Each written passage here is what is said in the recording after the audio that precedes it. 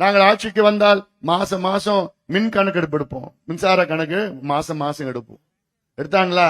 இப்ப கேட்டா இல்ல நாங்க ஸ்மார்ட் மீட்டர் கொண்டு வருவோம், அப்பதான் எடுப்போம். சரி, எப்படா ஸ்மார்ட் மீட்டர் வருவேன்னா அது இன்னும் 3 வருஷம் ஆகும். அப்புறம் எதுக்கு சொன்ன நீ மாசம் மாசம் கணக்கு நடத்துன்னா நாங்க சும்மா சொல்லுவோம், மக்கள் நம்பிடுவாங்க, எங்களுக்கு ஓட்டு போட்டு விடுவாங்க.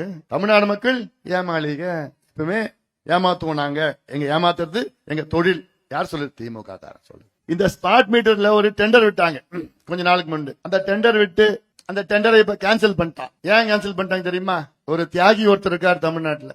அவர் சுதந்திரம் போராட்டத்துக்காக 471 நாள் ஜெயில இருந்தார். யார் தெரியுமா அந்த தியாகி பேரு?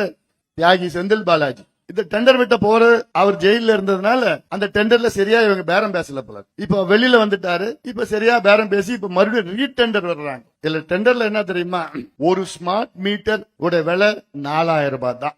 இவங்க 15,000 ரூபாய்க்கு அனுமதி கொடுத்திருக்கிறாங்க ஒரு மீட்டருக்குன்னு நான் கேள்விப்பட்டிருக்கிறேன். 3 கோடி மீட்டர் ஆர்டர் பண்றாங்க. கணக்கு போடு.